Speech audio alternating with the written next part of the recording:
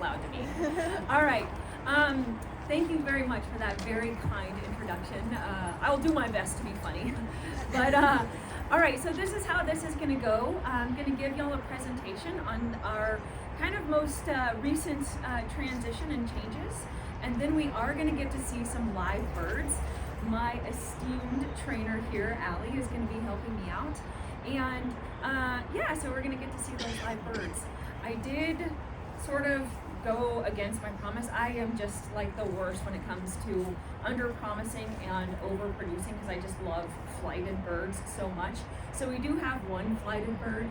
And with that in mind, I am going to ask dogs, once the birds come out, I'm going to have dogs go towards the back. Because you're good where you are during the presentation. Dogs may be very well behaved, my birds aren't. Okay, so they like what they know, and they know my dogs, but they don't know other dogs. So yeah, so let's talk about birds and bird conservation. So my big thing is connecting humans with birds. I just love sharing my passion for birds. I love when someone comes up to me and says, you know, I'm not really sure about birds, and I'm like, okay, we'll see about that. And I don't want to push anything on someone, you know, I don't want to flood them with, you know, flappy, taloned, beaky things. I just want to let it come naturally. So that, I think, is one of the best ways that it can come about, someone's passion for birds, and I've seen it many times through. So this is this is the way that we go about it. We go about it with avian ambassadors. So that is kind of the way that I got my start, actually. I met my first avian ambassador when my mom forced me, against my will, nope, that is not true, allowed me to get a junior docent sort of job at the Houston Arboretum, and I saw a kestrel, just like her, very wet. It never gets wet in San Diego, right? I saw a kestrel and a red-tailed hawk at the Houston Arboretum, and my heart just went, oh, that is what I want to do. So I asked my mom if I could get a red-tailed hawk. She said no, imagine that. And so I got a parakeet, next best thing, and then I got 5 more parrots in my childhood bedroom, and they all went to college with me. Yes, I was a huge nerd, but that was sort of, you know, what I knew I was going to be doing. And even though my parents were like, well, you love birds, you probably want to become a bird vet, that's the way it went, you know, back in the 90s and the early aughts and whatnot. I did enough with veterinarians that I thought, you know what, that doesn't sound really fun to me, is poking and prodding birds. What I really wanted to do was share my love. And so what I sort of created out of thin air, quite literally, was this model that no one else had done, or very few other people were doing, was this desire for close encounters. And so we have a 20-acre ranch right near Lake Wolford. I just sort of found this place that happened to be one of the most perfect places to fly birds, and I wanted people to be able to come here and learn about birds through interaction, right? So one of the best ways that we learn things is through sensory interaction. People name wild birds all the time, right? Jackie and Shadow. Need I say more, right? People want to connect with birds. So one of the ways that I did that was I created these classes where people could come and they could deepen that respect for the birds by telling stories about these birds. Now, they're not even all rescues, right? So sometimes when a bird goes through the trauma of rehab and the trauma of transition from being wild and avoiding humans to then suddenly having to sit on a human's arm and be in front of a museum or screaming school children, that's not always the best way that we can get the best out of that bird. So some of these birds are actually just literally raised and socialized for this job. And you're going to meet some of those birds today and you're going to see how much they really love their job. But the problem is that birds are disappearing, and so is our connection to them. So the whole point is, how can I help people see how incredible birds are? Because we want that personality to come out in the way that people can actually see that. So probably don't have to tell a whole lot of this crowd, but 3 billion birds have been lost from North America since the 1970s. That is so many birds. The decline of species means the decline of entire ecosystems, because birds can be that keystone that holds things together. Because we're talking from soil health to bug health to birds on all the way through, right? They exist in three-dimensional space. So that is such a key component of what helps us understand what ecosystem health looks like. Most people will never get to experience a bird up close, right? So without this connection, this conservation starts to lose its momentum. And to me, this is one of the most fun things that I can show people what this looks like. A bird doing its natural, amazing thing right in front of your face. So I'm also a master falconer, and this is one of the birds. She's a juvenile red-tailed hawk. This is her first hunt with me ever. And so you can just see this bird doing what she does naturally. This is one of the coolest things I get to see. So she's kiting here. She's looking for her prey. You can see just how awesomely athletic birds are. Just in the red-tailed hawk is actually one of my favorite species in the entire world. I think they're absolutely incredible. I never get sick of seeing a red-tailed hawk. Just a dip of that wing. She's spotted what she's looking for, and she's just kind of waiting for her moment right here. And then she just turns into a teardrop. I cut it out because I didn't want everyone to see what actually happens, because this is for all audiences, right? But she is successful. It was so exciting to see her success, and now she's out there making more incredible red-tailed hawks. And so that's really, really rewarding for me. And again, I wanted a lot of people to be able to see this. So I developed out this program, right? A vision where people and birds thrive together. So we give about 250 plus programs annually. We reach about 12,000 people a year, people just like you. And we've been in San Diego County about 13 years. So one of the greatest things is that we connect with all kinds of people. So some people come onto our site. We've had people, we are in, San Diego County is not a flat county, right? I don't have to tell you all that, right? So we have a lot of topography on our site, but people of all abilities are able to come and be with the birds. So I've had people in wheelchairs catch our owls. I've had someone who lost her leg in a horrific accident, and she comes up there and she's like, I don't need anything special. I want to do what everyone else does, and that's exactly what she does. But then I also go to other people's homes sometimes and do special things like bring birds. Now, this is my own grandmother, but she was the most comfortable with me using her picture. And it's not just raptors. This is one of our biggest raptors. So we do have an Andean condor that came to us. I actually used to, that one never gets old. I actually used to work with her at the safari park, and then they needed a new home for her, and they gave me a call, which was pretty special. So she's got a 10-foot wingspan, and again, all I want to do is see birds fly. I just love seeing birds fly, and I love being able to share that with people. So, and here's some more natural behavior. This is a crested caracara, known for that special caracara throwing that head back and giving a call. They're also usually not here, right? What's that? A caracara is usually not here.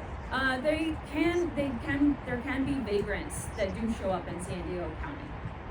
Yeah, there can actually be vagrants that show up in Ontario, Canada. Yeah, this is kind of a wild species. All right, so this is our theory of change. I got my start in 2001 learning about positive reinforcement, and I really just went ham learning about how to use choice-based training, so our birds never do these behaviors unless it is their choice, so they operate all through the agency. So using that expertise and then creating stories and connections through sensory, experience and interaction. And then this is what helps us with our conservation impact. So we have research partnerships over time, we have global collaborations, transforming learning into long-term conservation behavior. So let's look at this timeline. So we got our start in 2013. We were a mission-driven nonprofit, or LLC, and that was really important to me at the time. I was a little naive, but at the time, I had worked for enough organizations where sort of the people at the top, the C-suite executives, all of their experience was not in animal care, it was in hospitality.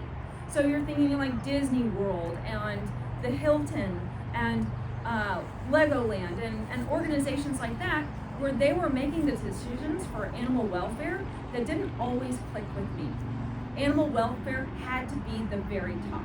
So I promised myself that that would never happen again on my watch. So that's where I thought the LLC was going to be the best fit. What is LLC? What's that? LLC. LLC.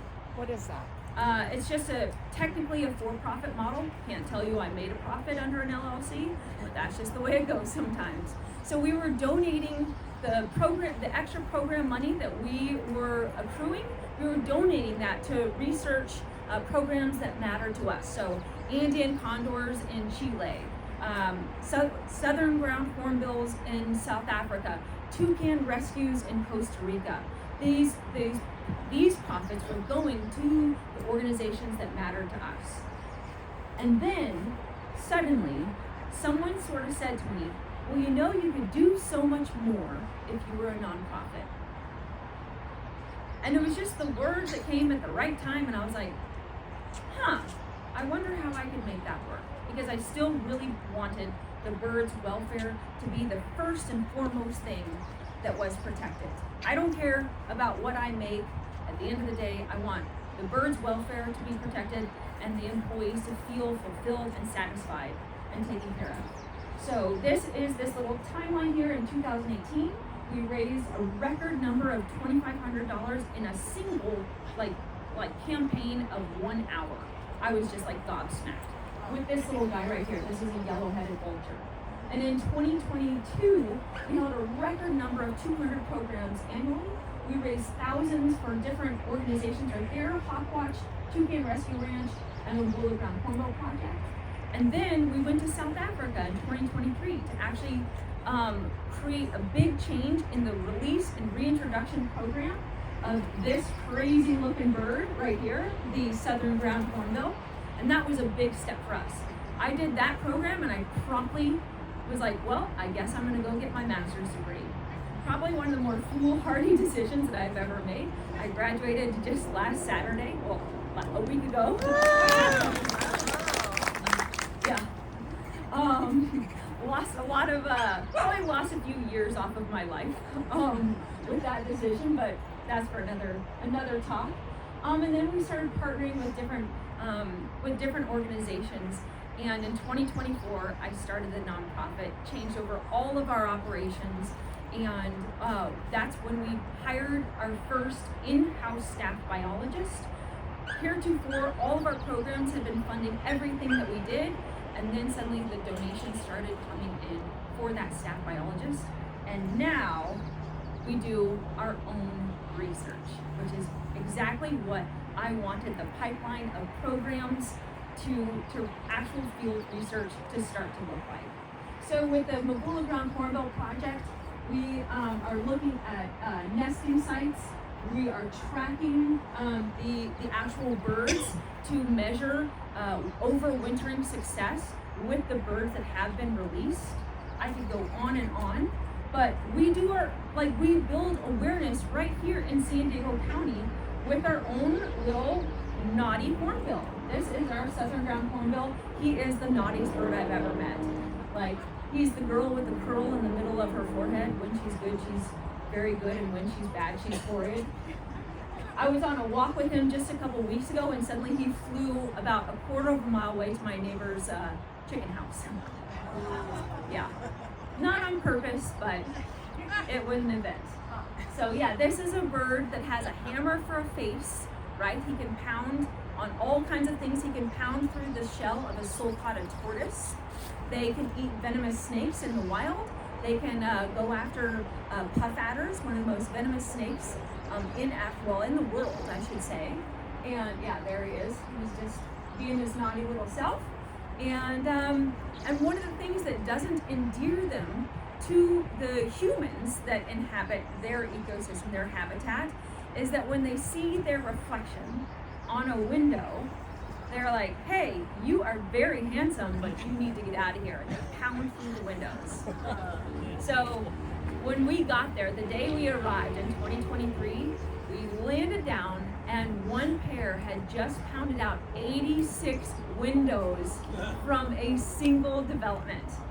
So knowing what you know now about the southern ground hornbill, do the people of South Africa love them or not love them? Not love them, yeah. So the Mabula Ground Hornbill Project, here's another part of him being naughty right here. The Mabula Ground Hornbill Project, he's taking apart my tree. Yeah, we gotta rewire this thing, Hillary. So the Mabula Ground Hornbill Project raises funds to help put in non-reflective window paints so that they can't see that handsome animal looking right back at them. And they work individually with the settlements to foster a lot of national pride for this bird, because there is a lot of really important sort of mythological work that goes with this bird. They're known as the thunderbird because they bring much needed rain. So, you know, and there's lots of things that can go into this. This bird can live 70 years. Yeah, so they definitely need to work on their PR. So that brings us to the American kestrel, who we're going to see in just a little moment. Has anyone noticed an American kestrel in their lives? Okay, we got a lot of hands. All right, very cool. So this is a falcon species. It's actually the smallest falcon in North America. You might have seen them on a telephone wire. They like to bob their head and waggle their tail up and down, pump their tail. So they are what's known as sexually dimorphic. So in birds of prey, there are very few birds that you can just look at it and tell that's a male or that's a female. And that is when we know that it's a male or a female by looking at it, that's what we call sexually dimorphic. So this little guy here, this is a male. Does anyone know why this is a male? Because it's blue. What's that? Why has a blue shade? So Yeah, the he first has one you showed was a female, Yeah, right? yeah. So he has the steel blue on his wings and a little bit more blue on his head. That's a harder field marking. And then he will have some beautiful chest feathers that have the polka dots. And you'll see the female, well actually I'll show it to you in just one moment. So I have it side by side. But they are both are stunning, I think. And then also in birds of prey, most of them, condors are an exception, but the females are 30% larger than the males. It's not an easy field marking to see when you don't see them side by side, but a lot of times if you look at feet or head shape, you can tell the difference. So this is their range here. So the purple is year-round, this is breeding territory, and this is the blue is overwintering territory. So here in San Diego County, we have year-round birds, and then we will also have the migrants as well. So that's kind of what our conservation biologist is looking at, is the movement ecology of the birds. So their diet is a lot of bugs, small mammals, birds, and then reptiles, so like lizards and small snakes. So here we have two beautiful, a male and a female. So the female has the streaks down her chest, and then the male can either be solid or have those beautiful polka dots, right? I think they're both beautiful. And then they have those classic falcon malar stripes. You might notice them from the cheetah or the peregrine falcon. Those are believed to be for birds that are often in the sunshine, where they will absorb sun rather than reflect it. You can see these guys hovering a lot of times, kiting, like we just saw that the red-tailed hawk. They hover over some grassland, and then they'll dive down and grab whatever it is they can grab. So the kestrel is in decline. So everywhere that you see those red splotches, so especially in the west, wherever you see those, those are particularly large areas of decline. And the problem is that we don't exactly know why. It's really hard to figure out what is going on. So in the east part, there are kestrels, but it's they're less in decline over there. So we got to figure this out, and that's exactly what we are here to do. So there could be a lot of different reasons. There could be a few main reasons. We're not exactly sure. So prey declines are probably one of the biggest things that we think about. So for instance, bugs going down. A lot of us, myself included, aren't big fans of some of the things that they hunt. And so all of the ways that we, as consumers of vegetables and, just maybe, not liking to be around areas where there's a lot of bugs, we tend to spray the heck out of the arthropods that these guys need to exist on. And so we're just really taking the whole rug out from under these ecosystems that are layered on top of each other that birds like the American kestrel need to survive. So that's a big reason, and it's really scary. We've lost a lot of biomass in insects and other bugs that these birds and other birds rely on. Rodenticides and insecticides are another one. So I mentioned the insecticides, but rodenticides are a big one. So there's a lot of legislation being tried here through California, where we're trying to just basically get rid of all kinds of rodenticides. This is particularly harmful for birds of prey, but they found rodenticides in snakes. They found rodenticides in the bodies of bobcats, mountain lions, pets. Anything that is easier to catch. Obviously, an animal is going to catch it, and a poisoned rat or gold goat or whatever is more likely to be consumed. Predation and other mortality risks. So, for instance, we like a good grassland, right? Just driving through here, you can see we like a nice flat area for our own building purposes, and that's where kestrels exist. So they are more likely to get their habitat divided up, and then there's less room for the kestrels. So the strongest signal for us, or for the biologists, was that lower survival, especially for juveniles and adults, was during the summer. So that was one of the things that we're trying to focus on. And so kind of our big move is to have a nest box monitoring program here in San Diego. So we started to put out the word that we are looking for places to put nest boxes. So it doesn't necessarily mean that they're having a harder time finding nest sites, although that is one of the issues. It takes about 100 years for a tree to have a proper knot hole that birds that are cavity dwellers can use for their nests. So having artificial nest sites is important and helpful, but we are starting to put up these nest boxes so that we can just increase the amount of areas and the amount of options for these birds, because we are creating more challenges for them as far as predation risk. So they're coming into contact with Cooper's hawks, great horned owls, and red-tailed hawks more often, so we're giving them more options. So we have put into place a nest box monitoring, so people call us when they're interested in either or we're reaching out to them, and we can put a nest box on their site, and then we're also gathering citizen scientists who are interested in helping us monitor those nest boxes. And again, I mentioned we hired with a very generous donation at the end of 2025. We were able to hire a very well published conservation biologist who has a lot of published academic work with kestrels and Swainson's hawks. And so she's helping us work through a lot of what we call movement ecology.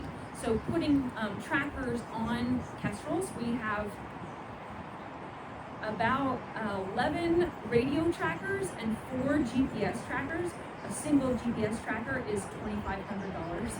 So they are not cheap.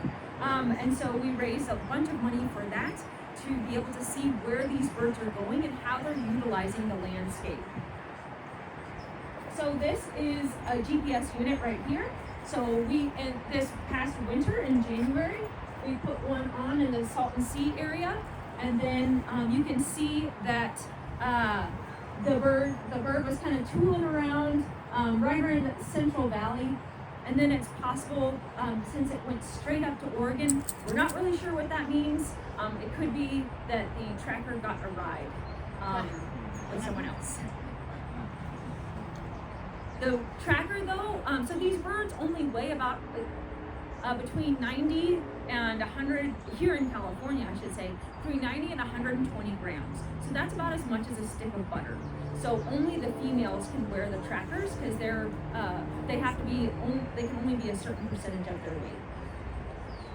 So that is the GPS trackers, and then the MODIS trackers are the radios. And so every time one of these MODIS trackers passes by a MODIS cell tower, it pings them. So it's not as granular as the GPS trackers, but it is a lot smaller and it gives us movement data just as much. You can put a MODIS tracker on a monarch butterfly. No way. Yeah. Wow. Isn't that cool? You can put it on a lot of different things. They're smaller, they're lighter, and they last a really long time. So we can get a lot of really good information. So this is what a MODIS tracker looks like right there on one of the males that we were able to put on. So we do have a goal to put up at least 100 nest boxes.